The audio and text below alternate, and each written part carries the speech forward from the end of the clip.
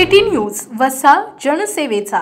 तू माझ्या अवैध धंद्याला विरोध करशील तर तुझा दुसरा मस्साजोगचा सरपंच संतोष देशमुख करून टाकीन अशी धमकी देत कळंबेश्वर येथील सरपंच पतीचा गळा आवळून सोबतच्या तिघांनी मारहाण करत खिशातील नगदी पैसे आणि सोन्याचे दागिने असा एकूण 1,27,000 रुपयांचा ऐवज जबरीनं हिसकावून घेतल्याची तक्रार मेहकर तालुक्यातील कळंबेश्वर येथील सरपंच पती सुभाष खुरत यांनी जाणेफळ पोलीस स्टेशनला दिली आहे। सरपंच पती सुभाष खुरत यांनी गावातील अवैध धंद्यांना आळा घालण्याचा प्रयत्न करत असल्याने गावातील चिडलेल्या अवैध धंदेवाल्यांनी रस्त्यात अडवून सरपंच पती सुभाष खुरत यांच्यावर प्राणघातक हल्ला केलाय। या प्रकरणी सुभाष खुरत यांनी जाणेफळ पोलिसात दिलेल्या तक्रारीवरून अवैध व्यवसाय करणारे आरोपी गणेश भराड, आकाश सपकाळसह इतर 3 आरोपी अशा 5 आरोपींवर कलम 309(2), 115(2), 352, 351(2), 351(3), 35 BNS 2023 प्रमाणे गुन्हे दाखल करण्यात आले।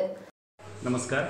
पोलीस स्टेशन जाणेफळ येथे ग्राम कळंबेश्वर येथील विद्यमान सरपंच यांचे पती श्री सुभाष खुरत यांनी पोलीस स्टेशन जाणेफळ येथे अपराध क्रमांक 1/25 कलम 309(2), 115(2) वगैरे BNS कायद्याप्रमाणे गुन्हा दाखल केलेला आहे आणि सदर गुन्ह्यातील आरोपी गणेश भराड आणि इतर 4 जणांनी त्यांना धक्काबुक्की मारहाण केल्यास त्यांनी फिर्यादीत नमूद केलेलं आहे। तसेच आरोपींकडून आरोपीच्या पत्नीने सदर सरपंच पतीविरोधात विनयभंगाचा गुन्हा दाखल केलेला आहे। एकूणच गुन्ह्यांची पार्श्वभूमी आणि मागील काही काळात कळंबेश्वर येथे चालू असलेले राजकीय वैमनस्यातून असलेले वाद पाहता सदरचे दोन्ही गुन्हे हे राजकीय स्वरूपाचे दिसून येत आहेत। राजकीय आणि वैयक्तिक वैमनस्यातून ते गुन्हे दाखल झाल्याचे प्रथमदर्शी दिसून येत आहे।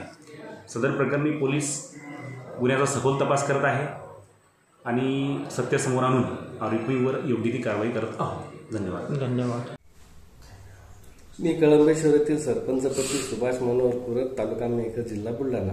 आमच्या गावामध्ये अवैध धंदे चालू होते। चक्री, मटका, दारू हे गावगुंडाचे धंदे चालू असताना आम्ही बंद केले होते आणि बंद करत असताना माझ्यावर त्यांनी काल प्राणघातक हल्ला केला आणि मला धमक्या देण्यात आल्या की बीडमधील मत्स्यचौक येथील सरपंच तुला केल्याशिवाय राहणार नाही, जर का तू हे धंदे आम्हाला करू देत असशील तरच तुला आम्ही जिवंत ठेवू आणि तुझे कुटुंबही जिवंत ठेवू, परंतु तू जर हे आम्हाला करू दिले नाही तर तुझ्यावर आम्ही खोटे गुन्हे दाखल करू आणि तुला आम्ही जेलमध्ये सडवू।